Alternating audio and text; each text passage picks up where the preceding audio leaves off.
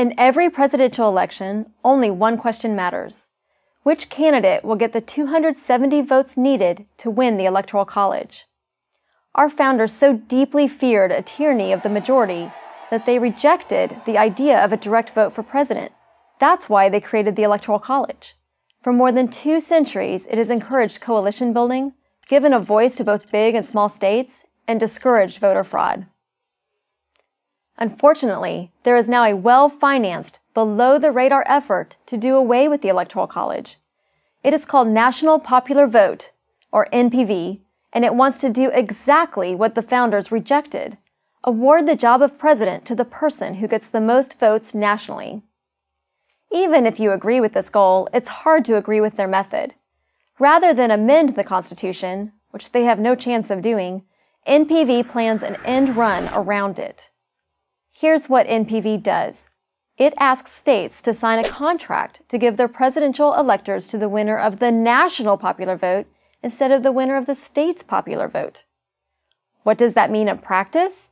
It means that if NPV had been in place in 2004, for example, when George W. Bush won the national vote, California's electoral votes would have gone to Bush, even though John Kerry won that state by 1.2 million votes.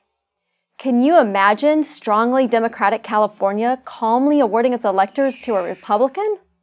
Another problem with NPV's plan is that it robs states of their sovereignty. A key benefit of the Electoral College system is that it decentralizes control over the election. Currently, a presidential election is really 51 separate elections, one in each state and one in D.C. These 51 separate processes exist side by side in harmony. They do not and cannot interfere with each other. California's election code applies only to California and determines that state's electors. So a vote cast in Texas can never change the identity of a California elector. NPV would disrupt this careful balance. It would force all voters into one national election pool. Thus, a vote cast in Texas will always affect the outcome in California. And the existence of a different election code in Texas always has the potential to unfairly affect a voter in California. Why? Because state election codes can differ drastically. States have different rules about early voting, registering to vote, and qualifying for the ballot. They have different policies regarding felon voting. They have different triggers for recounts. Each and every one of these differences is an opportunity for someone, somewhere, to file a lawsuit claiming unfair treatment. Why should a voter in New York get more or less time to early vote than a voter in Florida? Why should a hanging Chad count in Florida but not in Ohio? The list of possible complaints is endless. And think of the opportunities for voter fraud if NPV is passed. Currently, an attempt to steal a presidential election requires phony ballots to appear or real ballots to disappear in the right state or combination of states, something that is very hard to anticipate.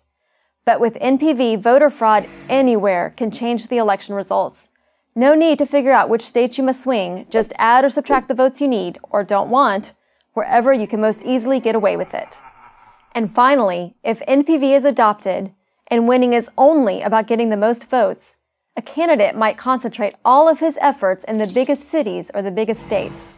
We could see the end of presidential candidates who care about the needs and concerns of people in smaller states or outside of big cities. Here's why all of this is of so much concern. NPV is more than halfway to its goal. NPV's contract will go into effect when states with a combined 270 electoral votes have signed. To date, NPV already has the support of 10 states plus D.C. Together, that's 165 electoral votes, leaving only 105 votes to go. It is time to stop this attempt to undo the way American presidents are elected, which will in turn undo America. The people behind NPV think they are wiser than every generation of Americans that preceded them. They aren't. I'm Tara Ross for Prager University.